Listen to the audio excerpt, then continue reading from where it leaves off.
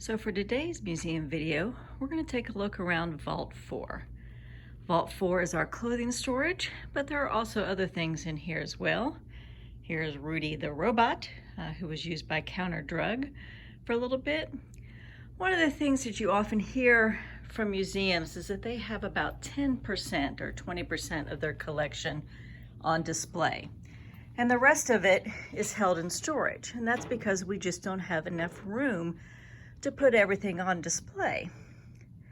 Also, I often get calls from people who want to donate things to me. They have their grandfather, their father's, their brother's uniform, and they want to see if we're interested.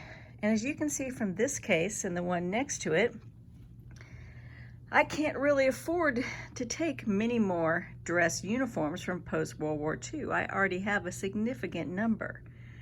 And so that's why we only take uniforms that have a connection to the Texas forces, preferably. That's a Texas State Guard patch, so that we can make sure that there is enough room as things continue to come in that are relevant to our storyline. In addition to clothing, we have some other artifacts in this vault. In this case, we have a large number of helmets and helmet liners. All different time periods, different nations. One of the interesting pieces is this one here.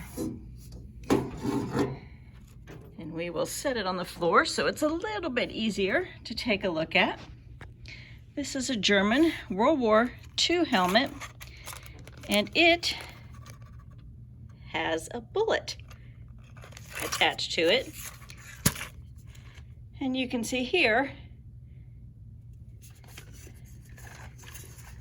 entry and exit. No story as to how this particular helmet came to be shot, but it did come from one of our 36 soldiers in World War II.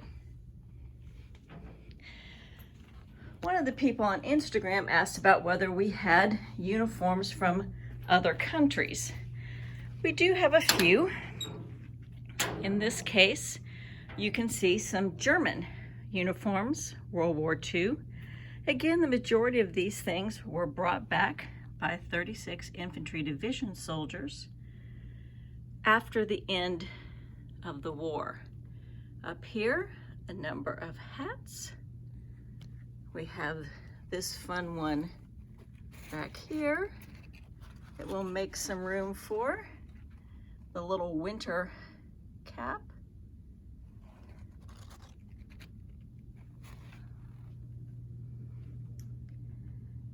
More. And in this, again, a few more artifacts. Again, things from other places. One of the things that we talk about is that there are two kinds of souvenirs.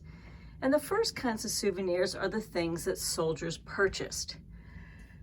Certainly in World War I and II, the majority of the men from our Texas units who went overseas had never been outside of their city or state before, and they're now thousands of miles in another country.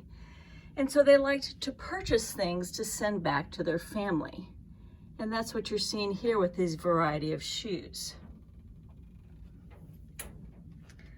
We come down here to the bottom, and we have this fun little bank with Pershing on it from World War I.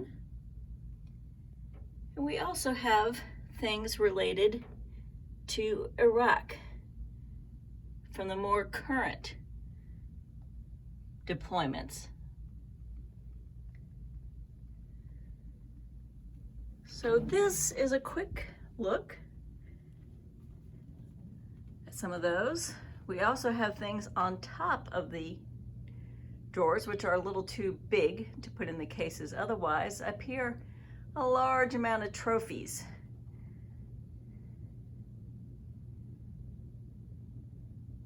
So we hope you enjoyed this brief look into Vault 4.